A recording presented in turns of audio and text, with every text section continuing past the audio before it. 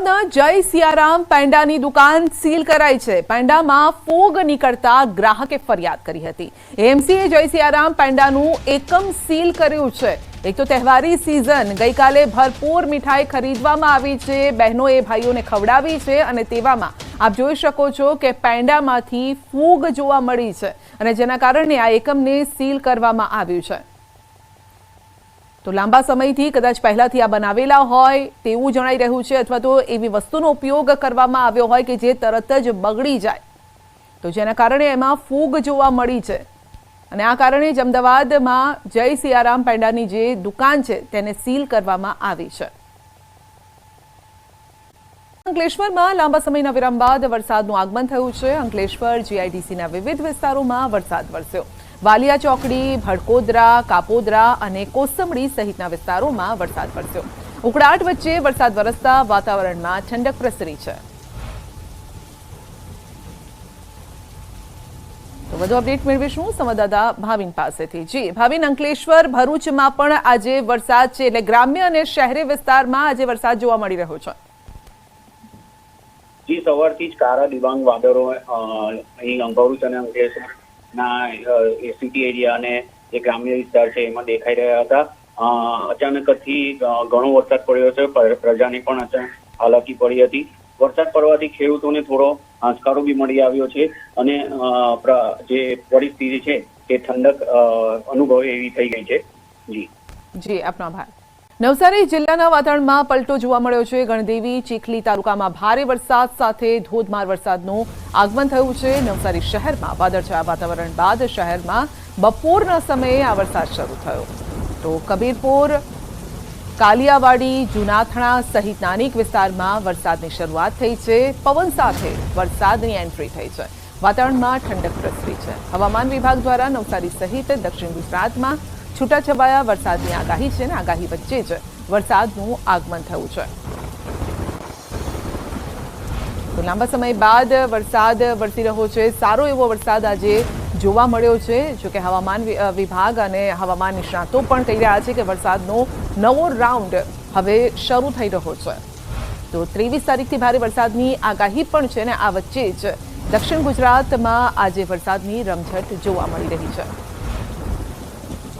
तो ग्राम्य विस्तारोमां वरसाद छे अने ए प्रकारे धोधमार वरसाद वरसी रह्यो छे के विजिबिलिटी पण नथी, એટલે વાહન ચાલકોએ પણ સાચવીને વાહનો ચલાવવા પડે તે પ્રકારની સ્થિતિ છે। વધુ અપડેટ મેળવીશું સંવાદદાતા ભાવિન પાસેથી। જી ભાવિન, લાંબા સમય બાદ વરસાદની એન્ટ્રી છે, આગાહી મુજબનો વરસાદ।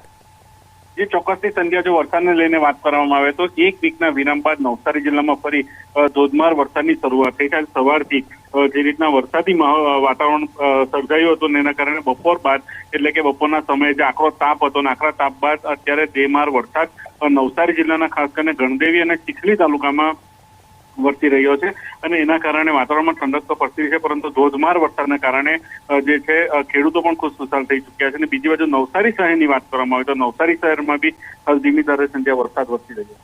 ઘટી દુર્ઘટના ઘટી, કંઈક આવું જ થયું છે। એક સીસીટીવીમાં કેદ થયું છે। પાઉંભાજીની દુકાન પર મોબાઈલ ચોરીનો બનાવ બન્યો છે। સીસીટીવીમાં કેદ થઈ છે આ ઘટના, જેમાં તસ્કર તો કેમેરામાં જોવા મળ્યો પરંતુ તેની કળા પણ કેદ થઈ ગઈ। વાત છે મુંબઈના વસઈ પશ્ચિમના સમતાનગર વિસ્તારની કે જ્યાં મોબાઈલ ચોરીનો બનાવ સીસીટીવીમાં કેદ થયો છે।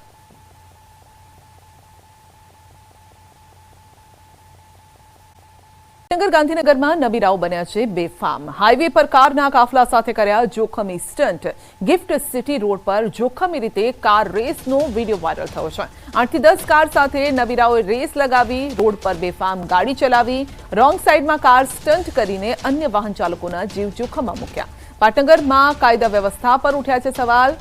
શું આ નબીરાઓને પોલીસનો ડર નથી? રોંગ સાઈડમાં કાર રેસ, ટ્રાફિક પોલીસ શું કરી રહી છે? કેમ તેમની નજરે ન આવી આ પ્રકારની રેસ? કારણ કે ખુલ્લા રોડ પર એક સાથે ગાડીઓનો કાફલો નીકળ્યો છે, જાણે કે કોઈ ફિલ્મનું દ્રશ્ય હોય તે પ્રકારના દ્રશ્યો જોવા મળી રહ્યા છે। વધુ અપડેટ મેળવીશું સંવાદદાતા ઋત્વિજ પાસેથી। જી ઋત્વિજ, આ નબીરાઓને પોલીસનો ડર નથી, સવાલ એ છે કે પોલીસ શું કરી રહી છે? જી સંધ્યા, સૌથી પ્રથમ વાત તો એ છે કે જ્યારે આ પ્રકારના સ્ટન્ટ થઈ રહ્યા છે, એક બે ગાડી નથી, આપ જોઈ શકો છો અનેક ગાડીઓ છે અને બેફામ રીતે કે રોડ પોતે ખરીદી લીધો હોય, પોતાની માલિકીનો હોય તે પ્રકારે અહીં બેફામ રીતે રેસ લગાવી રહ્યા હોય તે પ્રકારના દ્રશ્યો છે તે જોવા મળી રહ્યા છે. ખૂબ જ ગંભીર બાબત કહી શકાય. અકસ્માત સર્જાયો હોત અને કોઈ નિર્દોષ વ્યક્તિએ જીવ ગુમાવવાનો વખત આવ્યો હોત તો જવાબદાર કોણ તે પણ એક સૌથી મોટો સવાલ ઉભો થઈ રહ્યો છે. ગિફ્ટ સિટીના દ્રશ્યો છે કે જ્યાં આ પ્રકારે જે પ્રકારે બેફામ રીતે ડ્રાઇવિંગ કરવામાં આવી રહ્યું છે, ઉપરાંત તેનો વિડીયો પણ બનાવવામાં આવી રહ્યો છે અને સોશિયલ મીડિયાની અંદર વાયરલ કરવામાં આવી રહ્યો છે. એટલે સ્પષ્ટપણે અંદાજ લગાવી શકાય છે કે આ જે નબીરાઓ છે તેને જાણે પોલીસનો કોઈ ડર જ ન હોય, કાયદાનો કોઈ ડર જ ન હોય તે પ્રકારનું વર્તન તેઓ કરી રહ્યા છે.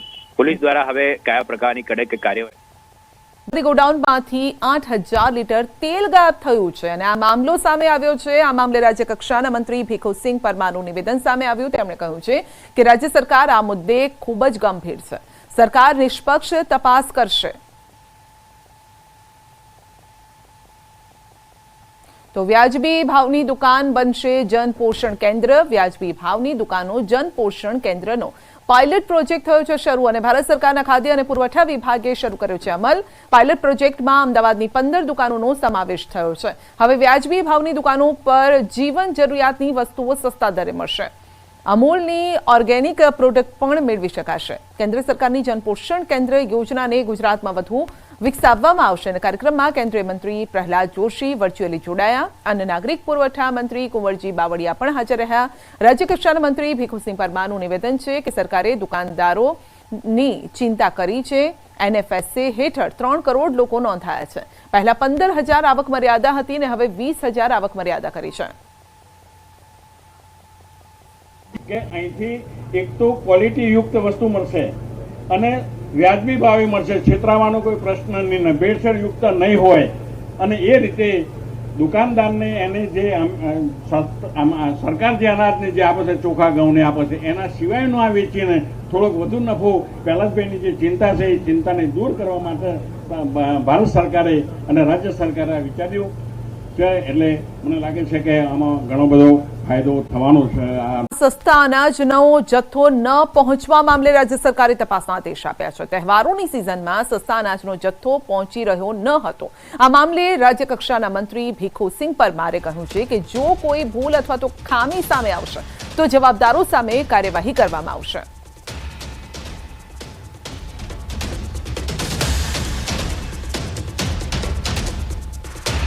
રાશન પૂરેપૂરું મોકલવાની પૂરેપૂરી વ્યવસ્થા ગોઠવાયેલી છે, પણ કેટલાક કોઈ કારણોસર ન પહોંચ્યું હોય તો ઝડપથી જો પહોંચાડી શકાય એ માટેની તંત્ર વ્યવસ્થા કરી રહ્યું છે. તપાસ ચાલી રહી છે. તપાસ અમે કોઈને છોડવા માંગતા નથી. હવે એવું અત્યારે જ્યાં સુધી તપાસ ના આવે ત્યાં સુધી કહી શકાય નહીં, પણ તપાસ નિષ્પક્ષ રીતે થવાની. વિકાસ એજન્સીના નિયામકનું નિવેદન છે. મહેસાણામાં મનરેગા કૌભાંડ મામલે નિવેદન છે. તપાસ માટે ટેકનિકલ ટીમ બનાવશે. ગેરરીતિ મામલે ટીમ કરશે તપાસ. જવાબદાર સામે કડક કાર્યવાહી પણ કરાશે. આ સાથે તેમણે કહ્યું છે કે જિલ્લામાં અન્ય કોઈ જગ્યાએથી ફરિયાદ મળશે તો ત્યાં પણ તપાસ ટીમ મારફતે તપાસ કરાશે. મહત્વનું છે કે વિજાપુરના ફુદેડા ગામમાં 2019થી મનરેગા અંતર્ગત ગ્રામજનોના જોબ કાર્ડ બન્યા છે, પરંતુ આ ગ્રામીણ મજૂરોએ આજ દિવસ સુધી ક્યારેય પણ મનરેગામાં કામ કર્યું નથી અને તેમ છતાં તેમના નામ બેંક એકાઉન્ટ ખુલ્યા, મજૂરીના પૈસા પણ ચૂકવાયા છે, પરંતુ તે પૈસા મજૂરો સુધી નથી પહોંચ્યા. અન્ય કોઈ વ્યક્તિ બારોબાર ઉપાડી લે છે તે પ્રકારની વિગતો સામે આવી. ગામના એક જાગૃત નાગરિકે આ સમગ્ર કૌભાંડનો પર્દાફાશ કરતા ચકચાર મચી ગઈ. વિજાપુર તાલુકાના ફુદેડા ગામમાં નરેગા યોજનામાં જે ગેરરીતિ થઈ છે એની ફરિયાદ અરજી અમને મળી છે. આ ફરિયાદ અરજી અને અમે જિલ્લા કક્ષાએથી એક તટસ્થ તાંત્રિક કર્મચારીઓની ટીમનું ગઠન કરી અને ટીમ મારફતે અમે એની તપાસ કરાવીશું અને તપાસ ટીમના અહેવાલના આધારે અમે જે જવાબદારો હશે એની સામે જરૂરી શિક્ષાત્મક કાર્યવાહી હાથ ધરીશું. સમસાબાદ ગામમાં મનરેગા યોજનાના કૌભાંડ મામલે ગુનો દાખલ કરાયો છે. વર્ણામાં પોલીસ સ્ટેશનમાં ગુનો દાખલ કરાયો છે તો બીજી તરફ જિલ્લા ગ્રામ વિકાસ એજન્સી દ્વારા કાર્યવાહી પણ શરૂ કરાઈ છે. ગ્રામ રોજગાર સેવક તલાટીની બદલી કરવામાં આવી છે. આ ઉપરાંત સરપંચ અને તલાટીને નોટિસ ફટકારવામાં આવી છે. આખા ગામના શ્રમિકોની માહિતી મેળવી ખોટું થયું હશે તો કાર્યવાહી કરવામાં આવશે. મહત્વનું છે કે સમસાબાદ ગામમાં મનરેગા યોજનામાં કૌભાંડનો આક્ષેપ થયો છે. મૃતક મહિલાના નામની હાજરી પૂરી નાણાંની ઉચાપત કરવામાં આવી હતી. જો કે ફરિયાદ થયાને 24 કલાક થયા બાદ પણ પોલીસ આરોપીને પકડવામાં નિષ્ફળ રહી છે. અરજદારશ્રીનું કહેવું એવું છે લાલજીભાઈનું કે આ પૈસા મારા માતૃશ્રીના મૃત્યુ પામ્યા પછી કામ ઉપર એમને બતાવવામાં આવ્યા છે અને એ પૈસા ખાતામાં જમા થયા પણ એ ખાતા અમોએ ઉપાડ્યા નથી. આવી એમણે એક ધોરણસરની ફરિયાદ કરી. એના આધારે અમોએ ફરિયાદના આધારે તપાસ કરાવી અને માનનીય ડીડીઓ સાહેબની સૂચનાથી એસપી સાહેબનો એક પ્રાથમિક અહેવાલ મેળવવાનું અમે નક્કી કર્યું. એસપી સાહેબના અહેવાલના આધારે અમે ગ્રામ રોજગાર સેવક અને ટેકનિકલ આસિસ્ટન્ટ જે આમાં સીધા ઇન્વોલ્વ હતા એ બેની તાત્કાલિક બદલી કરી અને એ બંને સામે ખાતાકીય તપાસની પણ પ્રક્રિયા શરૂ કરી. આ મનરેગા યોજના ની ચીટ કરેલ હોય જેથી એ બાબતે ટીડીઓ વડોદરા નાઓએ માધુરીબેન પટેલ નાઓએ અત્રેના પોલીસ સ્ટેશનમાં ફરિયાદ આપેલ છે અને હાલમાં આ ફરિયાદ અનુસંધાને કોણ આરોપી છે એની તપાસ તજવીજ. માંગરોળ બાદ કામરેજ તાલુકામાં વરસાદ, વાદળછાયા વાતાવરણ વચ્ચે વરસાદ શરૂ થયો છે અને અત્યારે ઝમાઝમ વરસાદ પણ વરસી રહ્યો છે. તો વાદળછાયું વાતાવરણ અને ત્યારબાદ વરસાદની એન્ટ્રી થઈ. કામરેજના ધોરણ, પાટડી, ઘલા સહિતના ગામોમાં વરસાદ છે. વરસાદ શરૂ થતાં વાતાવરણમાં ઠંડક પ્રસરી છે. ડાંગર, શેરડી, શાકભાજી સહિતના પાકો માટે આશીર્વાદ રૂપ સાબિત થશે આ વરસાદ.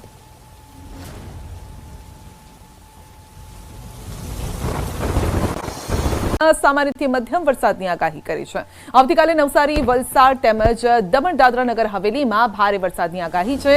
રાજ્યમાં ગરમીને લઈને હવામાન વિભાગે કહ્યું છે કે ઉત્તર પશ્ચિમમાં પવન ફૂંકાતા મહત્તમ તાપમાન વધી રહ્યું છે. સામાન્ય કરતાં 2 થી 3 ડિગ્રી તાપમાન વધુ નોંધાઈ રહ્યું છે.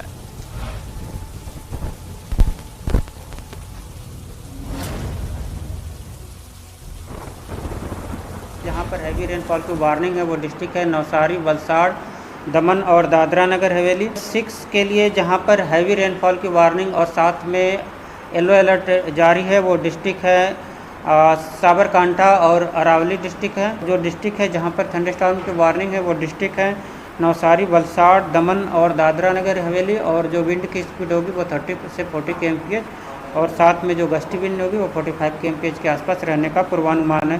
आज के लिए अहमदाबाद और गांधीनगर के लिए लाइट टू मॉडरेट रेन का पूर्वानुमान है। अहमदाबाद में भी डिस्कम्फर्ट कंडीशन अभी बनी हुई है जिसके कारण कल जो टेम्परेचर 36 डिग्री सेल्सियस के आसपास मैक्सिमम टेम्परेचर रियलाइज हुआ है और ये आज भी इस टाइप की सिचुएशन बनी रहेगी।